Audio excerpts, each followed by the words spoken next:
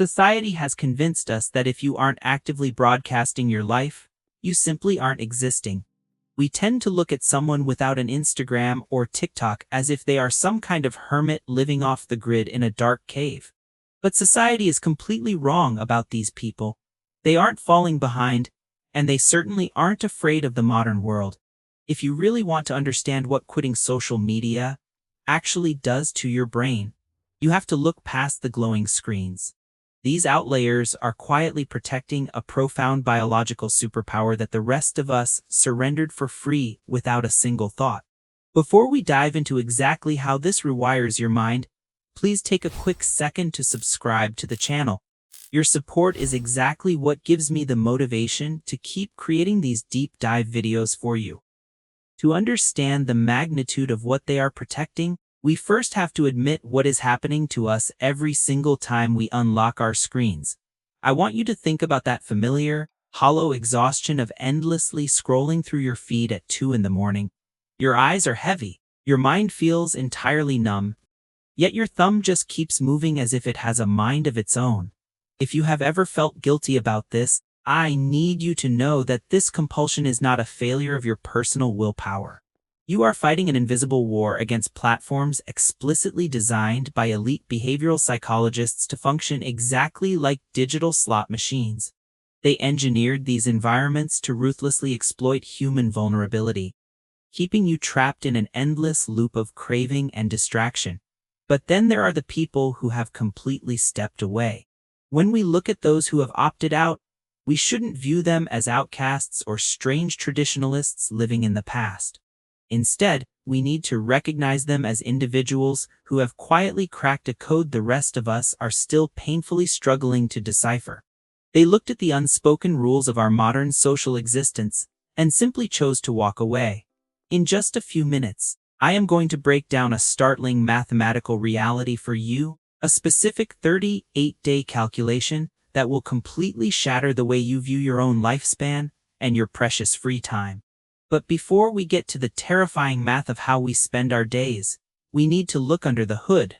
We have to examine the immediate, profound chemical shift that begins happening inside your head the very moment you decide to stop performing for a digital audience. To truly grasp this shift, I need you to ask yourself a deeply uncomfortable question about your own biology. Why does your heart rate instinctively spike over a tiny red notification bubble from a total stranger? Yet every time you open that app, it feels like walking onto a stage where you are the only one who didn't memorize the script. We rarely pause to examine the absolute absurdity of how we process our own experiences now. When you strip away the sleek interfaces and the cultural normalization of these platforms, what you are left with is a profound chemical hijack. Think about the last time you went somewhere beautiful. The moment you decide to take a picture not to remember it, but to post it, you stop living the experience and start packaging it. You are essentially setting up a daily audition.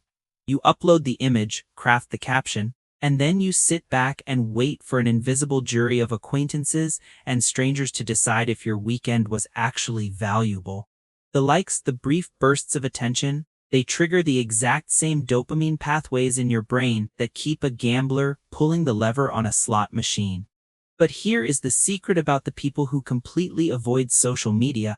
They are not somehow immune to dopamine, and their brains are not fundamentally different from yours. They have simply stopped outsourcing their reward system.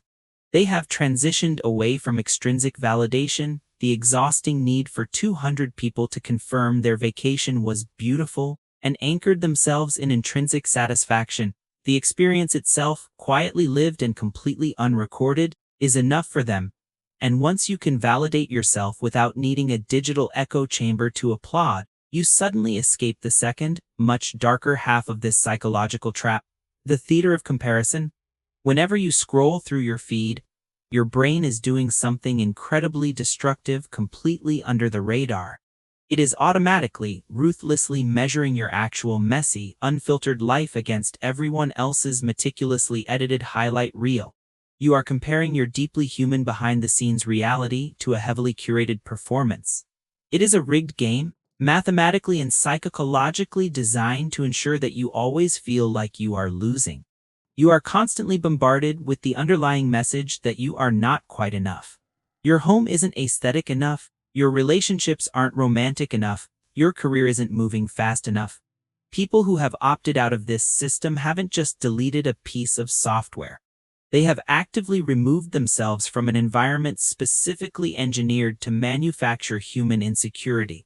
They have stepped off the stage entirely. By refusing to package their moments for public consumption, they retain the raw authenticity of their own memories. They don't look back on a moment and remember the stress of finding the right filter. They remember how the air felt, what the conversation sounded like, and who they were with. The reason these outliers consistently report drastically lower rates of depression and anxiety isn't because their lives are inherently perfect or free from struggle. It is because they refuse to participate in a daily psychological tournament that nobody actually wins. They realize that social media has devolved into a calculated game of status and perception, slowly turning human beings into personal brands. When you leave that framework behind, you get to just be a person again. There is a breathtaking freedom in no longer needing to curate your existence for an audience. You stop playing a game the algorithm programmed you to lose, and in doing so, you protect the very core of your self-worth. Escaping that emotional theater is profoundly liberating, but the physical reality of what we lose to the screen is perhaps even more terrifying. When was the last time you sat in complete silence with a single, unbroken thought for 15 seconds without feeling a phantom vibration in your pocket, or wondering what you might do if someone suddenly handed you an extra 38 days to live this year? We are currently living through a silent epidemic of what psychologists call continuous partial attention. You know this feeling intimately. Picture yourself sitting at a dinner table with a close friend. You are physically there, nodding and making eye contact, but a part of your mind is anxiously hovering over the cold rectangle of glass resting beside your plate, waiting for the next hit of novelty. You are never fully present in the room. This isn't just a bad habit or a minor modern inconvenience. It is actively altering your biology. Heavy social media use actually decreases activity in the prefrontal cortex, the precise area of your brain responsible for deep focus, complex decision-making, and impulse control. We are effectively eroding our cognitive foundation. People who stay off these platforms are essentially taking their prefrontal cortex to the gym every single day.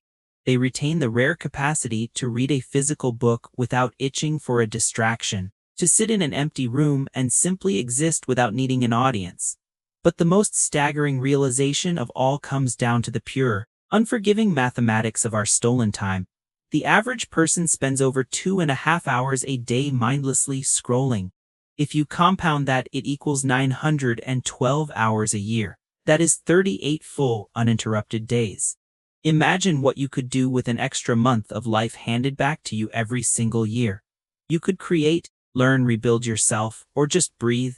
The people who opt out simply get those 38 days back, spending their most valuable currency, their attention, on the physical world around them. Whenever society looks at these outliers, the immediate fear is isolation, asking how they could possibly keep in touch without an online presence. But those living offline understand a fundamental truth. Broadcasting your life to 500 distant acquaintances you haven't spoken to in a decade is not connection. It is just noise. They choose to invest their finite social energy into 5 real, 3-dimensional relationships. True connection doesn't happen in the comment section of a carefully staged photograph. It happens in the awkward, unscripted pause before a friend answers a difficult question, or in a sudden laugh that is too loud and entirely unfiltered for an online audience. You don't need a digital crowd to make your existence meaningful. When you finally take your attention back from the algorithms, you realize that the most beautiful moments in life were never meant to be packaged or shared. They were only ever meant to be lived. Ultimately, choosing to protect those unrecorded moments is not about rejecting the modern world. It is about reclaiming your personal autonomy. This isn't some self-righteous anti-technology manifesto telling you to throw your devices away. Social media is simply a tool.